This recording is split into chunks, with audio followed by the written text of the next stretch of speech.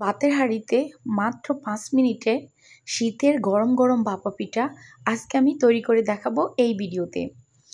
এটা বানাতে এত সহজ আর অনেকক্ষণ পর্যন্ত এটা নরম তুলতুলে থাকবে, কোনো রকম কোনো ঝামেলা ছাড়াই আজকে আমি এই পিঠা তৈরি করে দেখিয়েছি। আসসালামু আলাইকুম এভরিওয়ান, সবাই কেমন আছেন? আশা করি ভালো আছেন। আলহামদুলিল্লাহ আমি ভালো আছি। আজকে আপনাদের সাথে শীতের খুবই জনপ্রিয় একটা পিঠা রেসিপি শেয়ার করব, ভাপা পিঠা।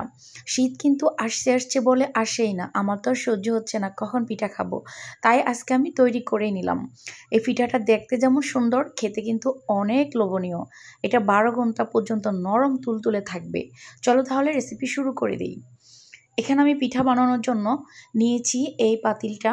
বাতের এই পাতিলটাতে আমি আজকে পিঠা তৈরি করে দেখাবো। এত সহজে এই বাতের হাঁড়িতে পিঠা বানানো যায়।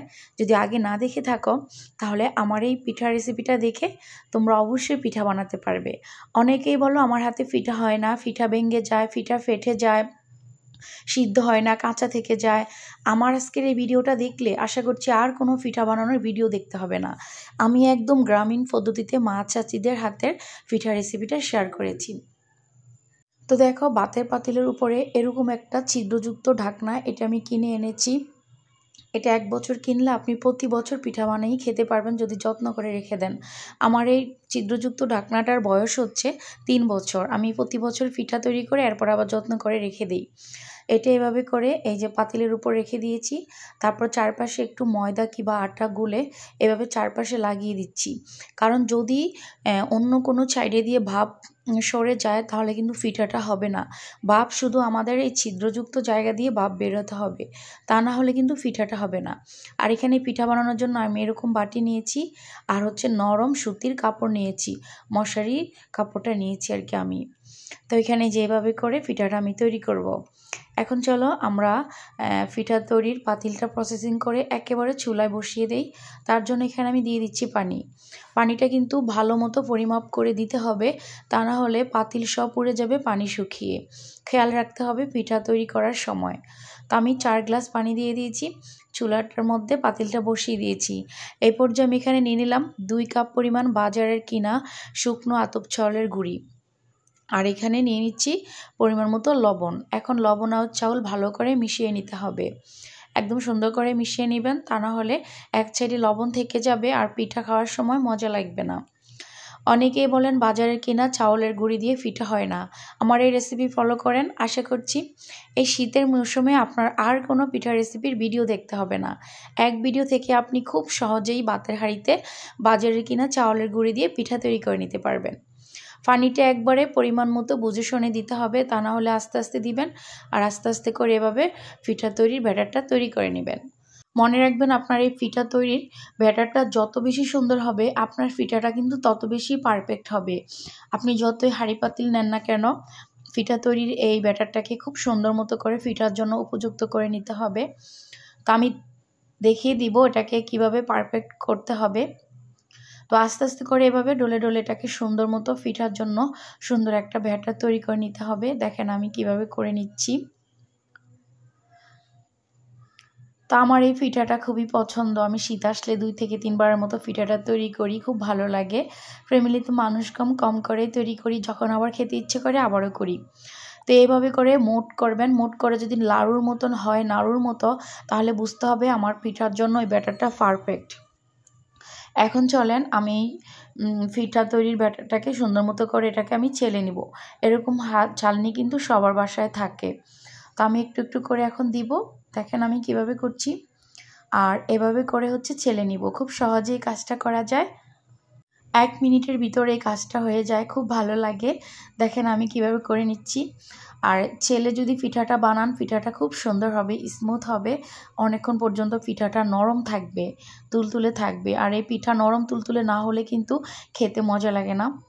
দেখেন আমি এভাবে করে দিচ্ছি আর ছেলে নিচ্ছি খুব সুন্দর মতো করে। খুব সহজে গ্যাসের চুলায় মাটির হাঁড়িতে পিঠাগুলো আমি এখন তৈরি করতেছি। খুব ভালো লাগে মাশাআল্লাহ আমার হাতে। এই পিঠাগুলো সবসময় অনেক ভালো হয়। আমার বাসায় কোনো গেস্ট আসলেও আমি পিঠা তৈরি করে খাওয়াই, খুব ভালো লাগে। আর একটা জিনিস খেয়াল করে দেখবেন, পিঠা চিরা তৈরি করলে যদি হয় তাহলে বানাতে ইচ্ছে করে, খেতেও ইচ্ছে করে। তা আলহামদুলিল্লাহ, জানা থাকলে রেসিপি অবশ্যই চোখ বন্ধ করেও বানানো যায়। তো এইভাবে করে আমি সবগুলো ছেলে নিব। দেখো, তো আমি সবগুলো খুব সুন্দর মতো ছেলে নিয়েছি। খুব সহজেই কাজটা করা যায়। দেখো, একদম আমার পিঠা তৈরি করার জন্য পারফেক্ট। এখন হচ্ছে আমি এটাকে ঢাকনা দিয়ে একটা সাইডে রেখে দিব। আর আমার এখানে নারকেল আর যে গুড় লাগবে সেটা আমি রেডি করে নিব। তো আমি আজকে এরকম গুড় দিয়ে আমি পিঠা তৈরি করব। আর পিঠা তৈরি করার জন্য এই গুড়টাই পারফেক্ট। এটা অনেক গ্রান আর অরিজিনাল ফ্লেভারের একটা গুড়। এটা অবশ্যই বাজারে কিনতে পাওয়া যায়। এখন শীতের সিজন, একদম অনেক গুড় পাওয়া যায়। তো আমার যতটুকু লাগবে আমি ততটুকু এরকম একটা ছুরির সাহায্যে সুন্দর মতো করে আমি করে নিচ্ছি। দেখো, তো এই গুড়টার গ্রান অনেক সুন্দর। এটা দিয়ে পিঠা তৈরি করলে খুব ভালো লাগে। দেখেন, আমি এভাবে করে আমার যতটুকু প্রয়োজন আমি করে নিব। তো এই কাজটা সাবধানে করবেন, হাতে যেন না লাগে। তো আমি করে নিচ্ছি। দেখেন, পুরোটাই হয়তো লাগবে। প্রথমে আমি অর্ধেক করে নিব, যদি আমার লাগে তাহলে আমি পুরোটাই করে নিব। তো একটু রেখে দিব আর হচ্ছে পুরোটাই করে নিব। তো এতটুকু রেখে দিয়েছি আর এতটুকু নিয়েছি, যদি আমার লাগে আমি পরে আবার হচ্ছে সেটা এভাবে করে কেটে নিব।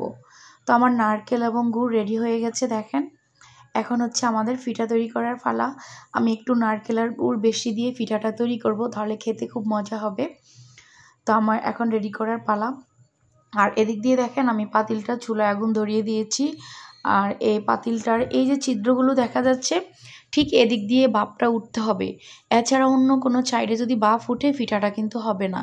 শুধু এই ছিদ্রযুক্ত জায়গায় পিঠাটা ভাপ উঠতে হবে আর পিঠাটা এখানেই দিতে হবে। চলো এখন পিঠা তৈরি করার পালা। এখন একদম ছোট ছোট বাটি নিয়েছি আমি, প্রথমেই বলেছিলাম ভিডিওর। তো এখানে এই যে দেখো, নিচ থেকে একটু পাতলা করে দিয়ে দিচ্ছি। আর এদিক দিয়ে যে এখন দিয়ে দিব নারকেল।